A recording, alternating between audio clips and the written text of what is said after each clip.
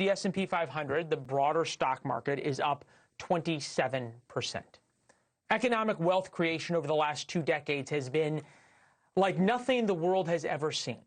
In the past year, the stock market has created a few $1 trillion for the 50% of the American people invested in the market, and more for those whose pensions and retirements rely on the market. The rich have never been richer. Investment in America is exploding. There is a massive economic boom. That is half of America, maybe even a little less. This week, we learned of massive layoffs, mostly because of AI. 30,000 from UPS, 16,000 from Amazon, and 15% of Pinterest's workforce. It's no surprise that nearly half of America finds it difficult to afford groceries. 38% are struggling to keep up with rent or mortgage payments. 34% find healthcare costs too hard to pay. When you can't buy food for your kids, it makes you angry, and with very good reason. Only 35% of Americans approve of the economy right now.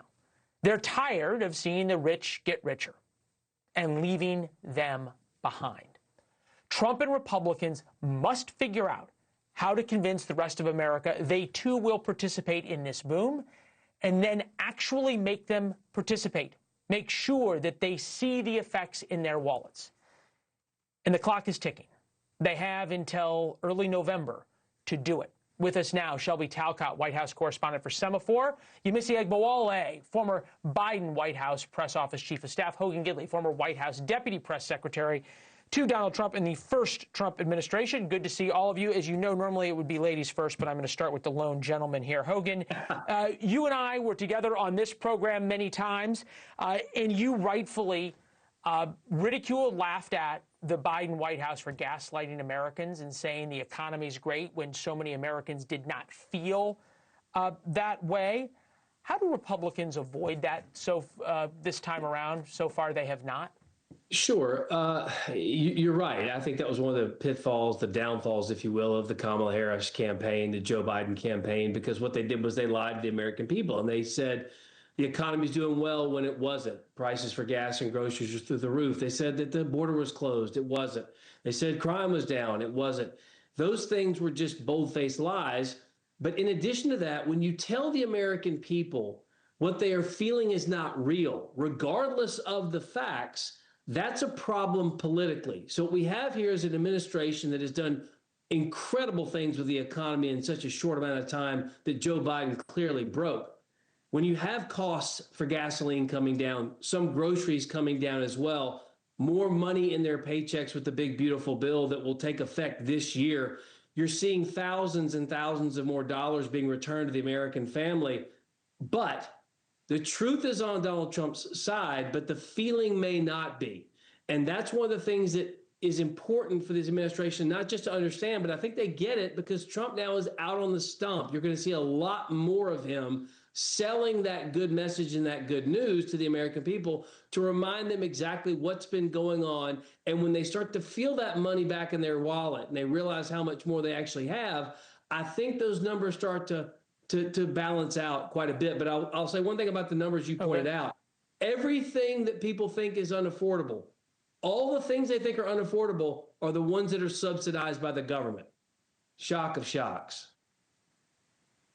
Well, groceries and mortgages and rent not necessarily subsidized. For some they are. For many, they are not. Healthcare included.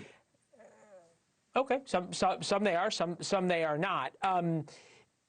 The flip side is how Democrats are dealing with this. Here's Democrats believing that now the affordability issue is one that they can take up. Take a listen.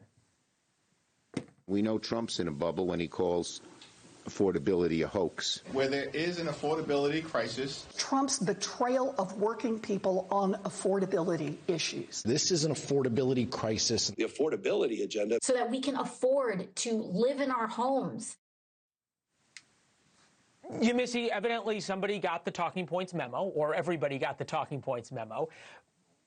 How do Democrats convince Americans that they should trust the arsonist to put out the fire? Look, you got to have somebody to rebuild the house, and the house is on fire. It was on fire, like Hogan said, at the end of the Biden administration. Fine. Well, it's still on fire and it's about to burn to the ground. The problem is it's always an economic contradiction when you try to explain the economy to regular day Americans. You can talk about the S&P hitting 7,000. Okay, where I'm from in Georgia, people think that's NASCAR. Nobody cares. If people do not feel relief today, then it doesn't matter. We can start a Trump account. You can say in 18 years, your kid's going to feel something. Okay, what does that have to do with today? The economy is just the hardest thing, and I'll give it to Republicans. It's the hardest thing to message on because you can talk about percentage points, but nobody cares if you go to the grocery store and you feel like you can't afford anything. You at least got Hogan to smile with the NASCAR reference. I'm impressed. And you're right. I have often said on radio when I'm in your all's position and interviewed about this that the economy is not a set of numbers. It's not the S&P 500 growth minus the cost of gas times the price of eggs divided by real GDP growth. It's how people feel at the end of the day. And to Shelby, to that point, you've started to hear the administration, especially about groceries, talk about this. And specifically, this is the Agriculture Secretary talking about how it's very possible to go out and get healthy meals, protein first, as now the new food pyramid says you should, relatively inexpensively. Take a listen. We've run over 1,000 simulations. It can cost around $3 a meal for a piece of chicken, a piece of broccoli, corn tortilla, and one other thing. And so there is a way to do this that actually will save the average American consumer money. All right, so we're going to hear a lot of this tomorrow in a cabinet meeting, Shelby, about how great things are and everything else. What is the White House's plan over the next 7-8 months for people not to be told how great things are, or maybe I should ask, is there a plan for the cabinet and for President Trump to explain, we understand how you are feeling? Well, I think part of the challenge that the White House has acknowledged is that the economy hasn't necessarily broken through as the #1 topic over the past year. Foreign policy was really at the forefront. The president was doing a lot with foreign wars, with everything on that front. And so what this administration is trying to do this year is really hone in and get the president first and foremost talking about the economy and having that breakthrough, because really over the past year, it has not broken through. It has been, I would say, probably topics number 5, 6, or 7 on the White House's mind, or that's how the Americans feel about it. And so that's first and foremost. But I do think it is a challenge for this Trump administration to talk about the economy, because what they're having to do when I talk to administration officials is balance sort of the defense, what they have already done over the past few years, with the reality that Americans in this very moment might not necessarily be feeling the effects. And so that's going to be a challenge. And you're seeing how the administration, even now, is sort of still shifting its messaging and trying to figure out that very fine line between defending what it's done over the past year while also acknowledging that things do need to get better.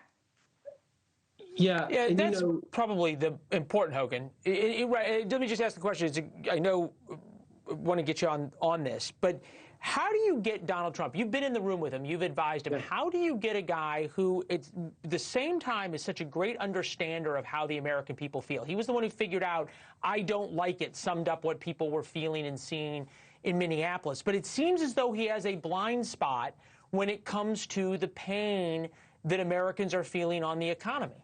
Yeah, no, I disagree with that. He does not have a blind spot there. I think, though, the difference is the way he talks about it versus somebody else. I mean, Shelby's right. The massive success this administration had to deal directly with the economy early on, they didn't talk about it much after, in large part because with the One Big Beautiful Bill, that takes effect this year. No tax on tip, no tax on overtime, no tax on Social Security, the biggest tax cut in American history. 70% of the American people didn't even know there was a tax cut in the bill. And Republicans have not done a good job talking about that and reminding people that they are going to have more money in their pockets. But Donald Trump understands that, but he doesn't talk about it like a Bill Clinton, I feel your pain situation. What he says is, listen. Does he need to? Remember, he lays it out like, remember where we were. You were paying 9% inflation. You were paying $4 a gallon for gas. These were Joe Biden numbers. We're bringing them back down now, but we're going to do more. They're already lower, guys, but we've got more on tap to make them even better for you. The American people, though, remember, they want an economy like Joe Biden inherited back in 2019. I got to get it's going to be hard to get back to that. He's got to explain that, and I think he's doing a good job so far, but you'll hear more of it. I need to get at least one more NASCAR joke in from Yemisi here. The point here, though, is there are things Donald Trump is doing in the economy that are innovative, different. Trump accounts was today's announcement. Take a listen. Every president in modern history has left our children with nothing but debt. But under this administration, we're going to leave every child with real assets and a shot at financial freedom. And the national debt will still be a lot higher either way, not something that's ever really mattered at the ballot box. So, Yemisi, the question is this. Democrats seem to be staking everything on the economy for the midterms. White House, Scott Bessent, others say there's a real feeling that what people are feeling will turn around by the summer, that there's going to be enough of an economic boom that will come all the way through the economy that people feel it. What's Democrats' plan if the economy actually, or how people are feeling about the economy, is doing really well in the fall? Well, I thought we were promised last year that we would feel it Q1 and at the latest Q2. And now we've moved the goalpost to the summer. So I think going to the midterms, Dems might feel a little bit overconfident about the fact that we haven't caught up yet. And the Trump account, look, the savings plan, if that is his first rollout to stand next to Nicki Minaj and a $100,000 fur in order to talk about savings and affordability, then I think we're going to be in a strong position come November. The Nicki Minaj moment was quite something. We'll get to it a little bit later in the show. As a matter of fact, Shelby, last word to you. Trump struggling with white working class voters. 2025 election, Trump won them one-third, two-thirds, won them by two-thirds. Trump's handling of his presidency, 57% approved, 41%. Is there a plan by the White House to, in a more concrete way, say, hey, you may not approve, you may not love what I'm doing, but remember what it was like? How do they plan to make that comparison? Well, I think we've heard from the White House that argument a lot was, just wait, right?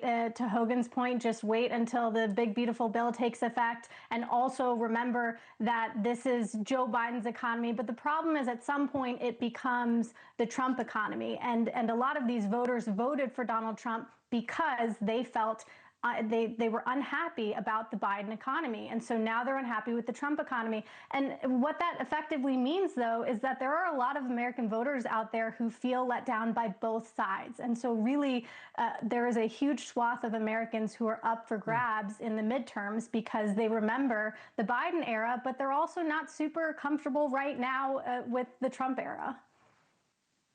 Yeah, don't compare me to the almighty, compare me to the alternative is what Joe Biden used to say about that. Shelby, Yemisi, Hogan, good to see all of you. Thank you. NASCAR jokes welcome anytime. Thank you for watching. Subscribe below and download our NewsNation app right now on your phone, and you will get fact-based, unbiased news for all Americans.